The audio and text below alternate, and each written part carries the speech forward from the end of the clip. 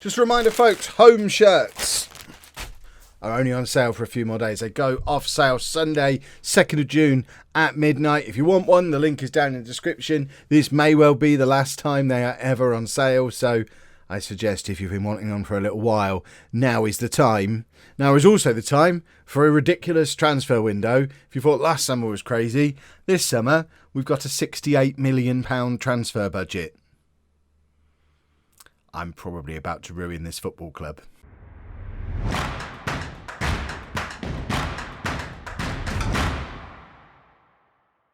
Hello and welcome to part 122 of It's Coming Home. I'm Kev, and coming up on today's episode, we have a transfer special, the most ridiculous transfer special ever.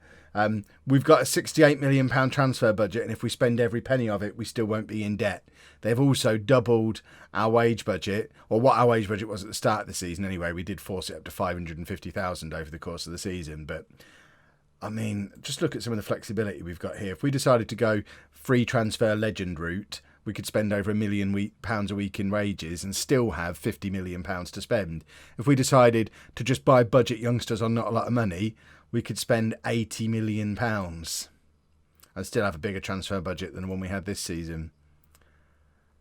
This is going to be crazy. But before we let the crazy start, it's time to do the season review, as ever. I have offered a few players out for transfer as a first thing. This is my new version of a retained list. We've got someone coming in, a youngster from last summer. He's not going to be good enough now, I imagine. But he was identified by our old scouts last year. It'll be interesting to see what he's like when he arrives. Probably straight on the transfer list. And all the other ones we've offered out aren't yet showing on here. Is there a simple way to show my transfer list? The only significant names that are on it are Perry and Knowles. They're both on the transfer list. Other than that, it's who you'd expect. Youngsters who haven't quite made the grade, who've hit that sort of age and are still on contracts. This guy, biggest flop of the series. We brought him in on a free transfer from Liverpool. Never really played him, but he was earning $3 or $4 a week back in the days where we couldn't afford $3 or $4 a week. So he's stolen a nice living out of us for a few years, and now he's going to go and play wherever Asante Kotoko are. They are in Ghana. There's also some lower league English teams after him. But we're not worried about Gabriel Papo's future today. Today, we're looking at a season review, and we've had a player make it into the all-time best 11 after just one season, Marvin Samuel. One of the best signings we made in the summer.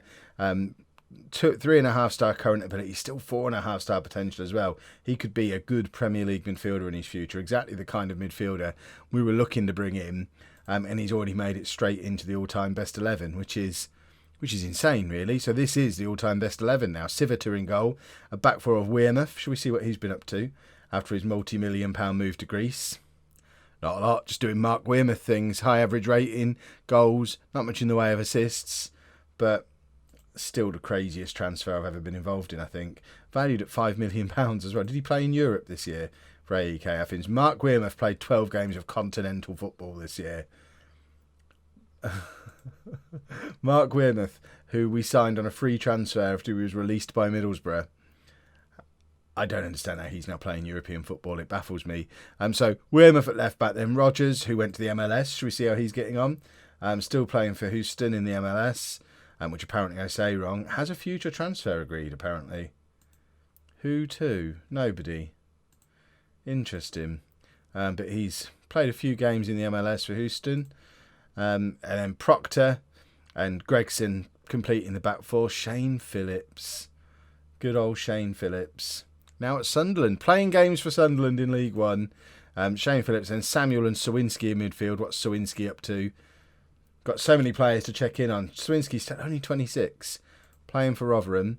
Played 2 full seasons for Rotherham now. He's worth a scout. I don't think he's going to be good enough to come in for us. I think the David Sawinski era is over. I think we've probably moved beyond him now.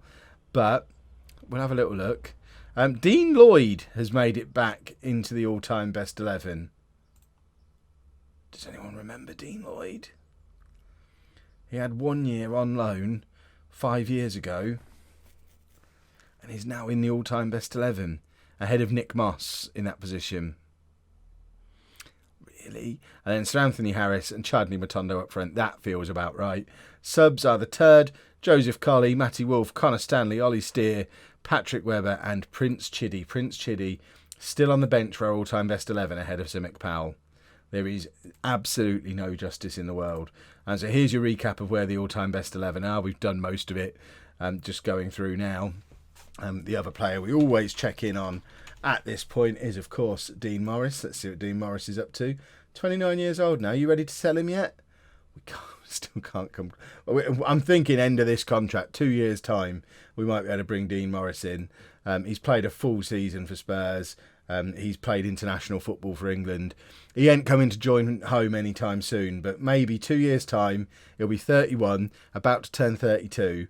He can perhaps come in and do a season for us then if we've managed to grow enough to maybe pay him 60 or 70 grand a week. I ain't ever giving a 30-plus-year-old 200 grand a week or whatever he might want. So we might not see the return of Dean Morris after all. We'll have to see. This is the team of the year then. Boyle in goal. Back four of Sweeney, Botello, Turner and Riviere, with Harrison at the base of the midfield, Torres and Samuel in the middle of midfield, Manu behind Sir Anthony Harris and Matondo. They very rarely played together this year. It was usually Ollie Steer and one of them. That told me. Sir Anthony Harris getting our player of the year, followed by Riviere and Turner. Marvin Samuel got goal of the year. Let's have a look at this. Give me your replay. Against Burnley as well, so the team that came up with us. So this was probably a crucial goal. I don't know if we won this game or not. I don't remember. So 4 minutes in, Matondo picks it up out wide. Gregson crosses. It comes to Fernandez. Across to Samuel. 1 touch, 2 touch. Bang. Goal of the season for Marvin Samuel. Bringing it to 1-1 after 4 minutes. What a mad game that was. Signing of the season, Zan Horvat. I am going to have to agree with that because although it looks like he conceded a lot of goals, he was a proper goalkeeper. He came in and made a difference, and we did look much more solid at the back once he arrived. I think an honourable mention for Peter Turner as well, who picked up Young Player of the Year. But bearing in mind, we paid a relatively small transfer fee for him. He's going to be a very good Premier League central defender at some point in his future. Already the best one we've got at the club, only going to get better. And only going to get better, he says, as he's clearly declining in all areas. That's a worry. Stop doing that. We need to improve our training facilities. We can't, because I think we're already doing it, actually, now I think of it. Where do you see that? I already requested it. It's already happening. So, fingers crossed, both youth and training facilities will improve. Should we try and improve our data analysis? We might as well try and improve everything. We don't believe the current facilities are in need of improvement. Data analysis facilities. Poor data analysis facilities. This chairman's going to be the death of me. What do you mean that doesn't need improvement? Just improve it, you moron. Oh, my word. No nice data analysis for us. We can increase the wage budget even more. They've only just given it to us. I'm not going to fiddle around too much with that. What I will do is ask for this.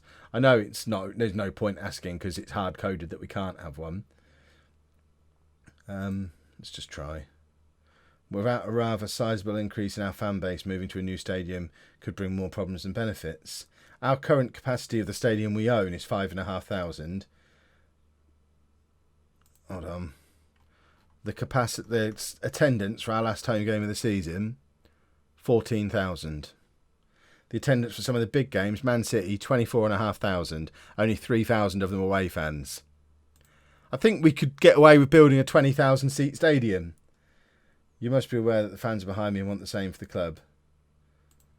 Just keep pushing. Though the fans are happy with you, we feel that they'll be able to cope if we don't grant this request. They've got to drive to Milton Keynes. This is the least you could do for me. We appreciate all you've done for the club. We still don't think your request is valid. The lack of ambition you're showing is very disappointing. I'll just have an argument with him. I don't want to get myself sacked. I think I'll stop there. Probably shouldn't push too hard. I'm still untouchable, which is good. Right, season review then. We obviously massively overperformed. The side of 2019. Where's the sign of the golden generation? So this is the team that had Dean Morris, Sir Mick Powell, Sir Anthony Harris and Shane Phillips in.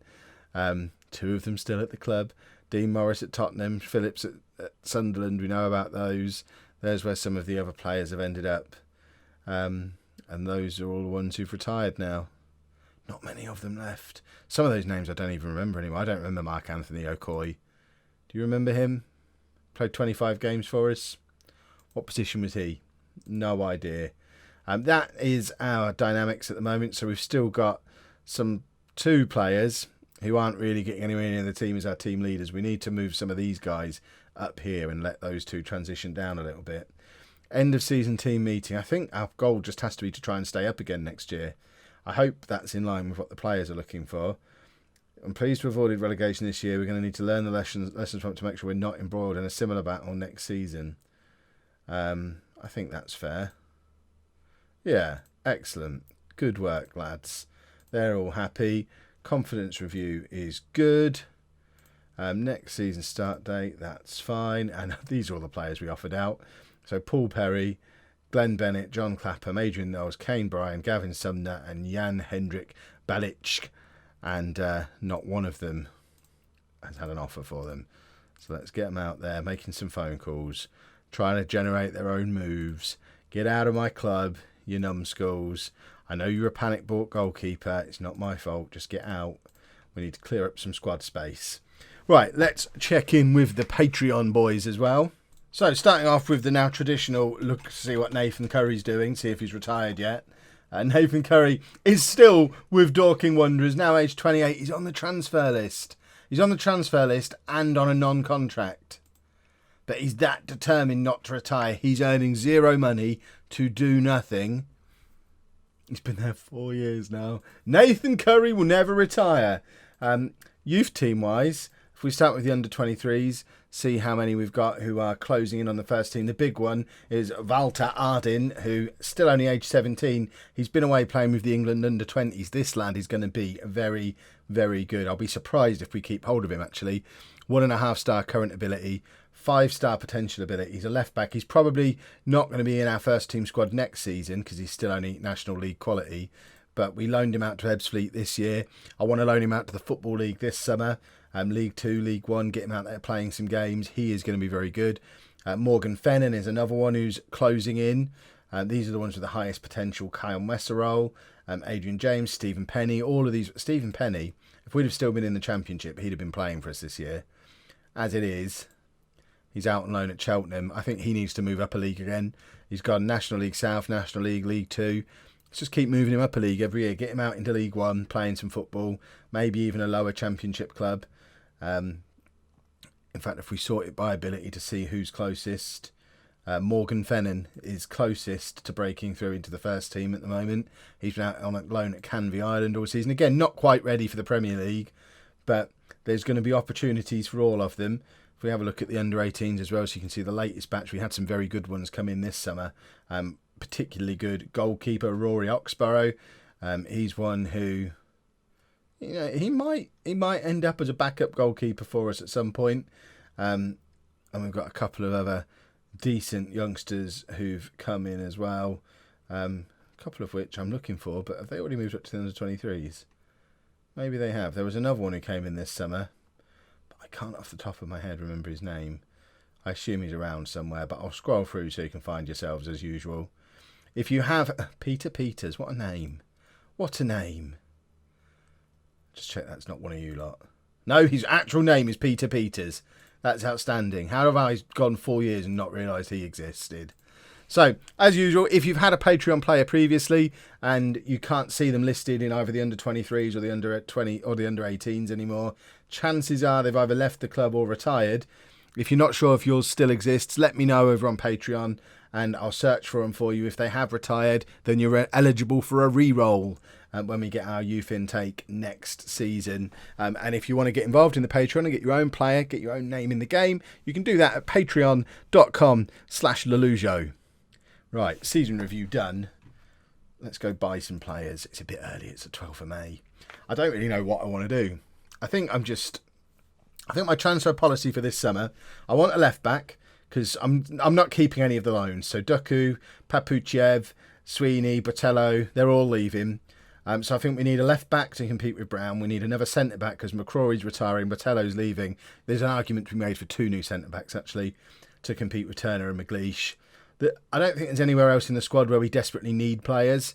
I'd like a striker, but then I think what I'm more inclined to do is get over here to see my scouted players, and rather than necessarily trying to find positions to fill, see what the most talented ones available are and find a way to fit them into my squad. For example, this guy, we tried to sign him in January but couldn't afford him.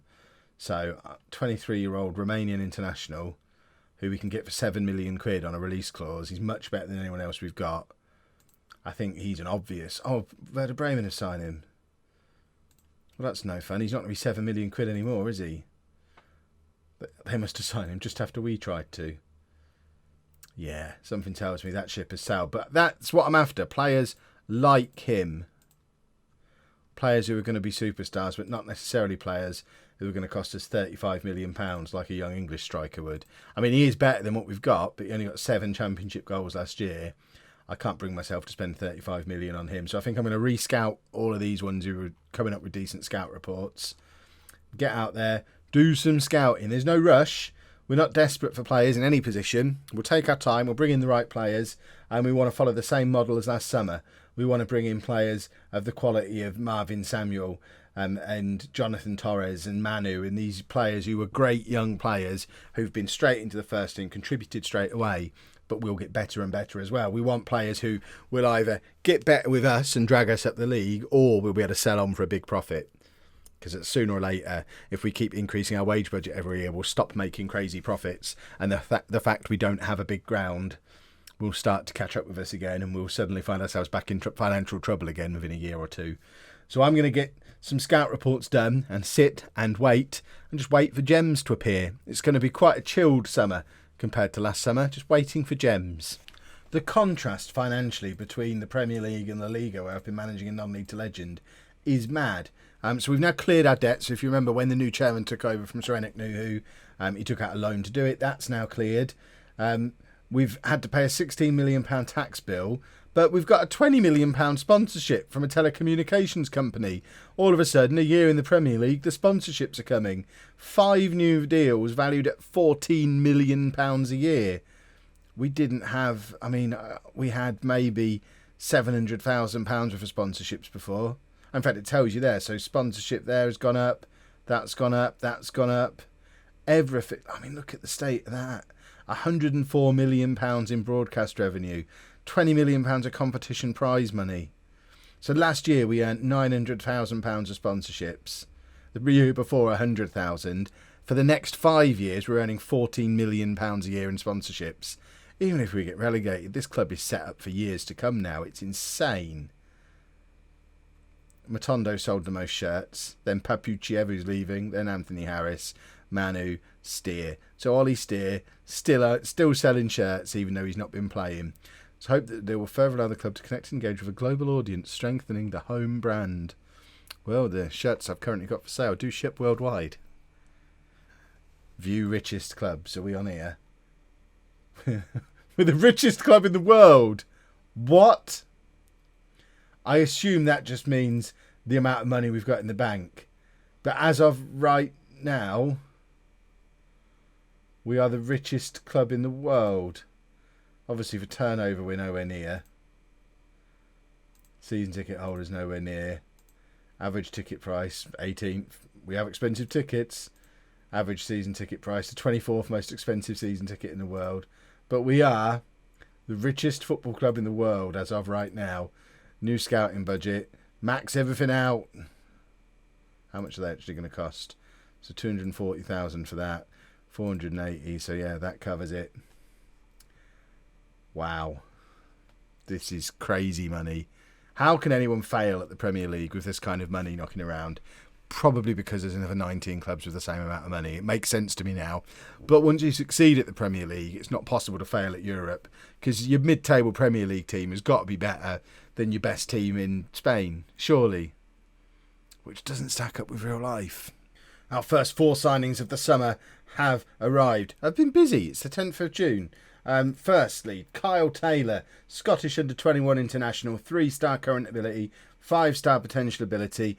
He's as good as Dooku, better than Moss, almost as good as Manu. Potential to get better. We've brought him in for £2.9 million from Motherwell. Exactly fits the mould of the kind of player we're looking for. One for the future is Nacho Herrera, an 18-year-old Spanish under-19 international. 2-star current ability, 5-star potential ability. Potential to be a Premier League goalkeeper in the future. He's not expected to play anytime soon, but my understanding is bringing him in aged 18 means that he'll eventually become a homegrown at-club player and a potential Premier League goalkeeper. With that kind of criteria, it seems like a good idea to me. Then we've brought in a relegation specialist. Hans van der Horst is a 21-year-old Dutch international, 4.5-star current ability, 5-star potential ability. So much better than any other defender we've got at the club. Really too good for us. The only issue is he's the king of the relegation release clause. 2 years ago, he was at Cardiff and got relegated from the Premier League. Last season, he was at Watford and got relegated from the Premier League. I'm hoping that we don't complete an unfortunate hat-trick for Hans van der Horst. He is a very, very good defender. I just hope he's not cursed. Does it say anything on here about him being cursed? No. Good, he's not cursed. And then lastly, Agustin Cano, 22-year-old Spanish under-21 international, 4 goals in 9 under-21 appearances for Spain. 3.5-star current ability, 4.5-star potential ability, better than any other striker we've currently got at the club. Potential to be a leading Premier League striker in the future. He's not exactly been setting the world alight in La Liga, but then to be fair, he's playing for Las Palmas, who got relegated. He's had 3 full seasons in La Liga, and he might not be a prolific goal scorer, but he's going to be a bit of a superstar, and you never know, he might become a prolific goal scorer for us. In addition to those players arriving, we've also had a long-time player leave the club. In fact, it hasn't gone through yet. Where are we? Paul Perry is leaving the club. He's going to Ireland to play for Dundalk. I never know how to say it. We're selling him on the cheap, but I think the service he's given us, he deserves to be able to go where he wants to go, and he wanted to go back to Ireland, so that's where he's going to be going for £1.2 million. Let's just send these lads on their language courses, welcome them to the club. I'm very happy with that as an initial batch of signings. I think if the summer ended right there and all we did was bring in those 4 players, I think we'd have a pretty tasty looking squad. Obviously, we'd need to keep the loanees in that situation because we still only have 1 left back at the club. But we have still got £46 million to spend.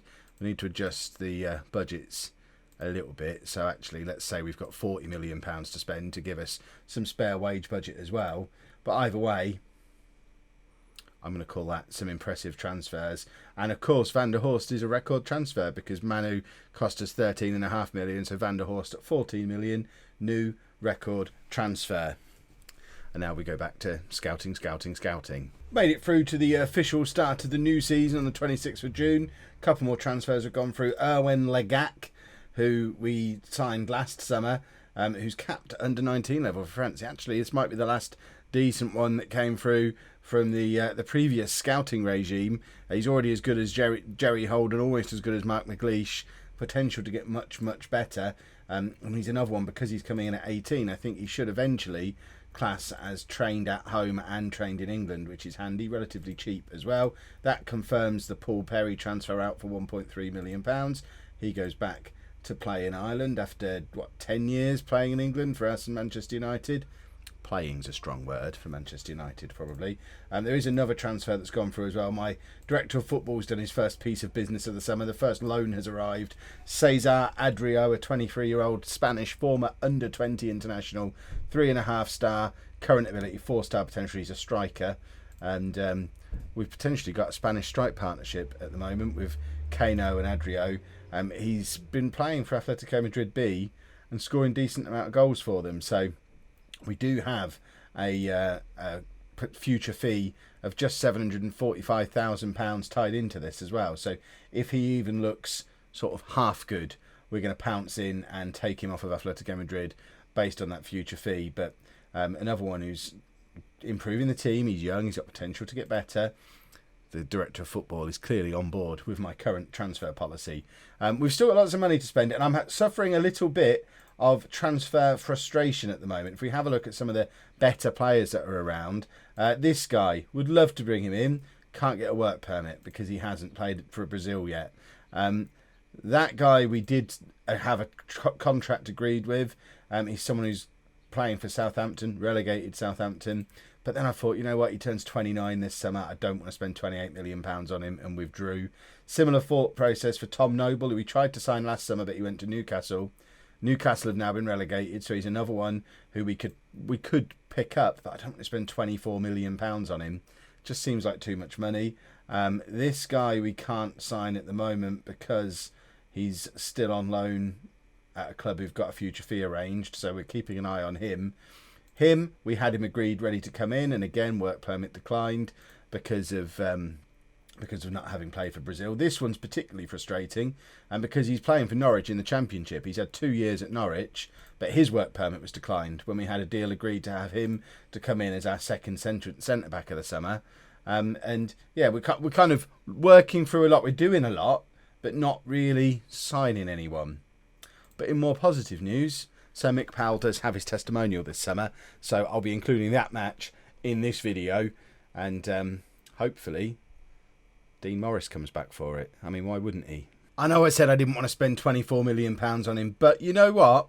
I think the squad is nearly done. We had loads of money left, and we still needed a defender, so he was the best one we could find. Tom Noble is in, current American international, 4-star current ability, a 6'4" centre-back, and we've now got 3 very good centre-backs and Mark McLeish at the club. He is another Premier League relegation specialist, which is a little bit of a worry. Got relegated from the Premier League. Did he go down with Southampton? He barely played for them, so we won't worry about that. But he did get relegated from the Premier League with Preston and with Newcastle. So there's another one who could get his 3rd Premier League relegation. Imagine spending, £40 million on a central defensive partnership with 4 relegations between them. I mean, it makes sense to me, but I know there's going to be people telling me off for it. Potential issue with McLeish. Well, yeah, you have kind of been replaced by him. How long until the Mick Powell testimonial? I need to make sure I put myself on friendlies before that happens. I don't have to play these 2, but obviously I want to be managing for that one. No longer worried about being replaced. Right, let's have a look at the team report as it stands right now. We've still got significant money to spend. We are running low on wages. We're waiting for a few players to move out. But striker-wise, we've got the ones we know about, Harris, Steer, Matondo, plus the 2 promising youngsters. I imagine by the end of the season, these 2 are the 2 best at the club, but we shall see. Manu and Taylor are going to be our attacking midfielders. Nick Moss is on his way out. In midfield, we've got Samuel Torres, Bogdan, Lerick Fernandez. We could do one more, really, in there, looking at that. We're a little bit short in midfield. I guess Lerick Fernandez is fine, but it would be nice to have one more, maybe. Harrison and Svejic as defensive midfielders. We're also putting a cheeky little offer for Ruben Neves, who's 35 now, but has been playing regularly in the Premier League forever. I think he'd be quite handy to come in just to sit in there. That put our one experienced player in at defensive midfield. So maybe that might happen. Can't remember the last time I signed a real player. We still need a left back. Centre back we're sorted. We've got 4 very good centre backs and Holden. Right back we're fine. Gregson still as backup at right back. And in goal we're fine. Although, I mean, if a 4.5 star goalkeeper presents himself, I'm not going to turn him away. But we still have tons of money left. There will still be more business yet. A few more transfers have gone through, so we've let a few players go. Pagonis, Moss, Glenn Bennett have all left the club, and we've signed another striker. Ousmane Traore, 20-year-old Burkinabe international. Don't know how to say that. But this lad looks a bit special. 3.5 star current ability, 5 star potential ability. He is going to be a superstar. I'm calling it now. He's also natural playing as an attacking midfielder. He's been playing for Brest in France for the last couple of years. Decent goal scoring record in their second tier. £13.75 million move. There were some big clubs in for this guy, and we got in ahead of them and secured his services. So very much looking forward to having him as part of the team. But that's not what this section is about. This section is about the Sir Mick Powell testimonial, which we're about to do. Very disappointingly, yes, we're getting Seth Patrick back. Mark Wearmouth is coming back from Greece. Geraldo Bajrami, I don't even remember. I assumed he'd be too old at this point. He's living in Australia now. Why are you coming all the way back? You played 17 games with him. Don't fly over from Australia, for goodness sake. Paul Perry, who was in the squad until like 5 minutes ago, and has shaved his head. Was he always bald? Adam Siviter coming back as well. Disappointingly, no mention of Dean Morris on there. We hoped he'd be back. He's not, which is quite sad. But we'll assimilate those. Do they just appear in the squad now, or is that just when we're picking the team? So if we sort by position, is Adam Siviter going to be there? Why have I got no...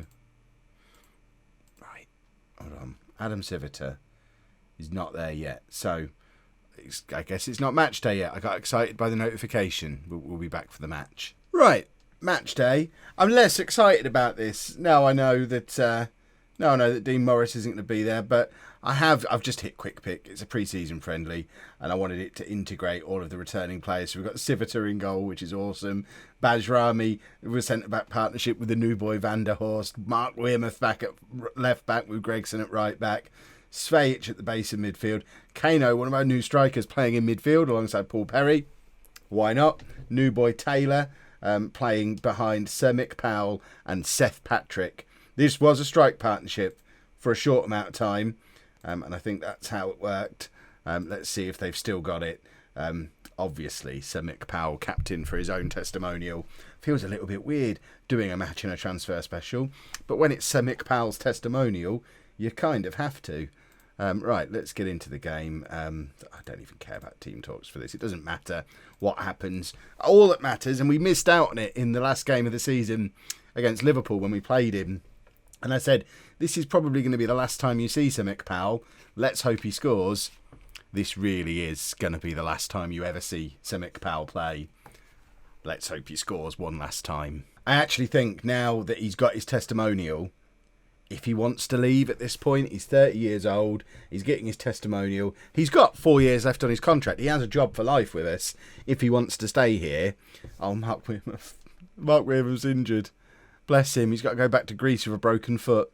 Who have we got on the bench who can go on? There you go, youngster Walter Ardin, let's have a look at him. The England under-19 international, the past and the future of left back at home. I'm going to make a few more changes at half-time as well. The likes of Siviter and Bajrami. It's all fun and games giving them an appearance. Seth Patrick as well. They don't need to stay on for the second half. They're just back for the festivities of it all. But yeah, as I was saying, if Sir Mick Powell decides he wants to leave, I think now I am comfortable letting him go. I'd like to think Sir Anthony Harris will get a testimonial at some point, but I don't think Mick Powell's just scored. Thank you, Mick. That was all it was about. For one last time, boys and girls, savour this moment. He's done it nearly 200 times for the club.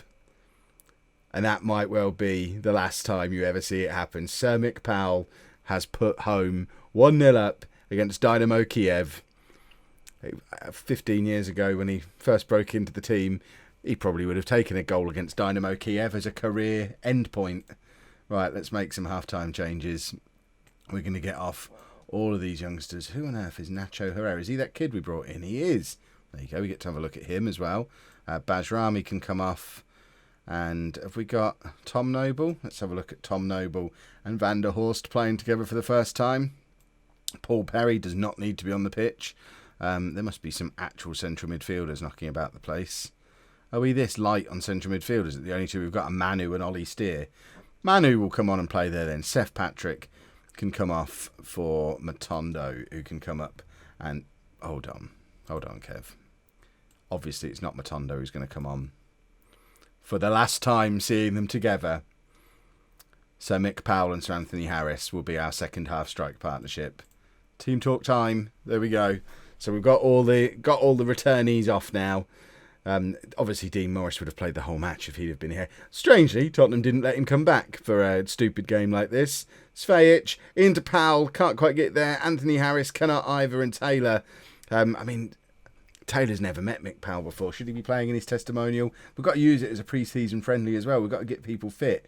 And in that vein, Gregson and Svejic probably need to come off because we don't want to get people injured either in games like this. So Erwin Lagak can come on and play. He's the new centre-back that we signed. Gregson can come on as well. We've got Riviere ready to come on for him. Kano can come off in midfield. Ollie Steer is now going to come on and play central midfield. I think what this is telling me is I need to sign some central midfielders. We seem very light in that area. I don't know where Lerick Fernandez is. He must be injured. I probably shouldn't have just hit quick pick. Ardin, cross to Taylor. And there's Kyle Taylor. First goal ever for home. Hopefully the first of many, and a first assist for Ardin as well. See, we're getting the past and the present all together. We've got Harrison Powell up front one more time, and a couple of youngsters combining for a goal there. I don't know how good Dynamo Kiev are. I assume they're like a proper European level team as usual. So it's actually quite impressive, especially considering some of the nonsense players we had on to start the game. I'm actually quite impressed with how well we're doing. Van der Horst, that'll be the last corner he ever takes for us. I don't know what business he's got taking corners. And now Erwin Lagak has scored. Mick Powell getting an assist. So a goal and an assist in his own testimonial. How many people here? We should have gone back to the Serenik Nuhu Stadium for this match. Obviously, Serenik Nuhu is here to see one of his prodigies for one last time.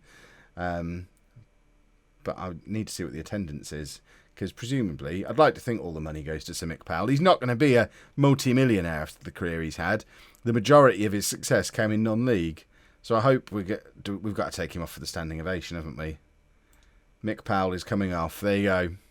That's the last you'll ever see of him. Jack Edinburgh is going to come on and play in behind the strikers. We're going to bring on another defender as well. Do we have one? Yeah, McLeish is there to come on at the back. And we've now changed the entire team. Thank you, Sir Mick. Where's the figure? I need the figure for one last time. We've got Kev and Sir Mick arm in arm together, celebrating. Obviously, I'm much taller than you, Mick. We'll do it that way round. I feel sad. Only 3,000 people turned up for Sir Mick Powell's testimonial. So, firstly, that's rubbish, you monsters. And secondly, we could have gone back to the Serenik Nuhu Stadium to play this. It gives them a reason to cut the grass. I don't even know what we're doing with that place. Are we selling it for property redevelopment, or are we keeping hold of it just in case we get relegated? Imagine if we get relegated in 5 years. Matondo makes it 4. Will we move back into this ground that won't have had any upkeep done on it for 5 years? Or do we just stay at Stadium MK until we build our own place now? That's a lovely free kick from Matondo, by the way. What a goal. And should we bring Adria? No, there's no point bringing him on at this point. We've played very well in this game. I hope this is a sign of things to come. But it is just a pre-season friendly testimonial nonsense. And it was nice to see some old faces return. I hope we've not damaged Mark Wearmouth too badly. But I imagine he turned up in his gold shoes after at a nice tan after his year in Greece, earning all the money in the world with his 2 million quid hanging out of his back pocket. Drinks are on Mark Wearmouth after the game. Well, there you go. That was Sir Mick Powell's testimonial. I just want to see if Wearmouth's injured, because I'll feel very guilty if he is a potential... We're not going to find out what his actual injury is, are we? A broken foot. 3 to 5 months out for Mark Wearmouth. We're never going to have anyone come to a testimonial again. Oops. Right, let's carry on buying players. We might have to send some money to Greece as well. More transfer news. We actually pulled out the deal for Ruben Neves because we wanted to sign this guy. I know he's another centre-back. We're in a Stig situation again here. But he's actually also natural at left-back, so solves the problem we had out there. And he's just very good. Spanish under-20 international, 4-star current ability, 5-star potential ability. We now have 3 4-star current ability centre-backs. Full disclosure, if we'd have found Sands before Noble, we wouldn't have spent 24 million on Noble. But I'm not going to complain now. We've also got Turner as a very good backup. Mark McLeish, we've just offered out for transfer. There's no reason to keep him around now. He's never going to get a game. Ideally, we could probably still bring in a left-back. And I think my director of football is working on a right-back, which I'm not sure we need, but he's a wonder kid one from Paris Saint-Germain, who I'll show you if it comes through. So I'm not going to argue Turner no longer worried about being replaced. Excellent, because Turner is also awesome. We don't want him to be leaving the club. But we are starting to put together a good-looking defence. I need a midfielder still. I'm hoping... I mean, we are getting low on cash now. Quite low on funds. I don't think I'm necessarily going to be able to buy one. So I'm now hoping my director of football goes out and loans me a midfielder, because I think we need one. Failing that, obviously, Lerick Fernandez is going to be part of our Premier League squad again, which isn't a disaster. And we've got Kano and Ollie Steer, who can both play in midfield if need to. Manu can play back there if needs be. So there are options, but a real top-quality central midfielder would go down very nicely around about now. Well, it's got to the 24th of July and I've panic signed a midfielder, and in actual fact I think he's going to turn out to be a very good signing. He's actually the one that I was interested in earlier in the summer. We had a deal agreed at 28 million for him, and I pulled out of it in the end because he didn't meet my young and hungry and on the cheap policy. But as we've not been able to find anyone else, and we were a midfielder short in the squad, we've managed to go back to Southampton, who were relegated 2 years ago. Are they back in the Premier League now? No, they're still down there. So he's played a full season down in the Championship. Doesn't want to be there. Was on the transfer list at his own request. And we've got him for half price, or half the price we agreed previously. His value is immediately showing as 21 million. And he comes in as the best central midfielder at the club. I think we're ready. We could probably still do with a left back, but if we have a look at the shape of the squad now, we don't have any money left, so we kind of have to be ready. We're just relying on loans at this point. There's the strikers. We still haven't got the superstar striker, but I'm hoping one of these 2 or 3 turns into that. We've got some very good youngsters to complement what we already had. We're sorted in attacking midfield. We are now sorted in central midfield and defensive midfield. Left back, we're fine. Sands is probably going to play there because we've got so many options at centre back. I'd still like to bring in a proper natural left back, because I think long-term Sands will be a centre-back, but I'm not going to force it. Right back, it would be nice to have one as good as the rest of the defence, and my director of football is working on that as a loan. And in goal, it would have been nice to bring in like a 4.5 star keeper. Horvat was great last season, and does have the potential to improve, but I think next time we have some money, that'll be a priority, because we don't really have anyone who's going to surge through and become a star. At least at front, where we've got a lot of 3-star players, we know a lot of them have also got 5-star potential. That's not the same in goal or defensive midfield, really. They're probably the 2 positions that could probably use a player. But like I say, we don't have any money for said player now. Samuel does not need to worry. He will be absolutely fine. What can we say to him? We need to tickle his belly. Oh, there you go. Belly tickled. I don't know why we're looking at Anthony Harris. Dynamics wise, we've signed a lot of players again. We have moved Sir Mick Powell down to the under-23 squad, mainly to get him out of the team leaders, because Lerick, there's an argument for doing the same thing with Lerick Fernandez, who probably isn't good enough anymore. I'm kind of hoping someone comes in and takes him on loan. I don't want to sell him, but then at the same time, he's out of contract this season. He's a good player for most League One sides. He's not in our Premier League squad. I think I might offer him out for loan. It makes me sad to do this. Obviously, we want all the pennies for him. And he will be a great loan signing for somebody. If we get an offer for him, I think we're going to sell him. We need some of these guys to step up and become team leaders at this point. Mark McLeish has gone to get some money back in, and what a piece of business it is again. Brought him in for £275,000, helped get us into the Premier League, helped to stay in the Premier League, sold on for 4.3 million as we've upgraded in his position. It does mean we should be able to divert some of that money towards wages and get ourselves back in budget again. So this is the guy that my director of football is trying to bring in, the wonder kid right back from Monaco. So I guess that's probably going to be the final transfer, because I don't imagine us having any more money. But we have pretty much bought all of the players above 90 that were willing to come to us on the scouting recommendation. I know it's not the be-all and end-all, but it's our current transfer policy, and I guess we're going to find out if it works. Weirdly, we're back off to America again now. We started the pre-season with a training camp in the US. We then played 2 friendlies away from home in America, came back for the Mick Powell testimonial.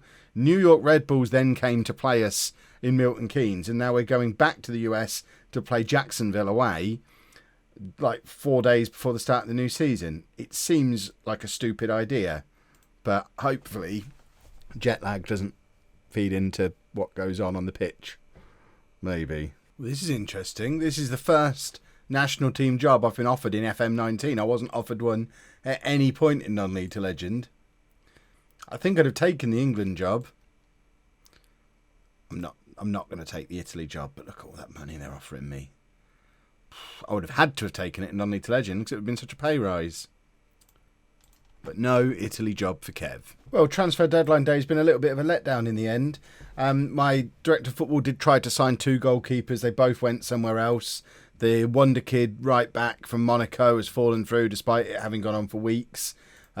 This lad who we had the confirmation thing come up. He was signing for us for £24 million and we turned him down, has gone to Manchester United. Be interesting to see if he ends up being the one that got away or whether Traore ends up better than him. Nick Wilson's English. It was his goals record last year that put me off him, but he's now gone to Manchester United on deadline day. And that's the end of the transfer window. Oh no, we did sign a youngster. My director of football did this. I had nothing to do with it. He's a 16-year-old Argentinian called Daniel Collins, who was at Leyton Orient. I mean, that's a lot of information there. But he was born in Argentina, and I guess moved to England. Oh, he moved to England last year to play for Leyton Orient. Wow. Okay. And now he's signed for us. That's a weird situation. But yeah, Daniel Collins is in as a youngster, and that is the end of our transfer window. We didn't get the goalkeeper or the left back that we were after. But I think we've had a good window. £81 million spent, £8.75 million brought in. There's a couple of them on the Never Never. Don't worry, I'm not going to do to home what I've done to Sevilla. We've still got £32 million in the bank, and the projections are still looking good, although they're drifting downwards, obviously because of the Never Never.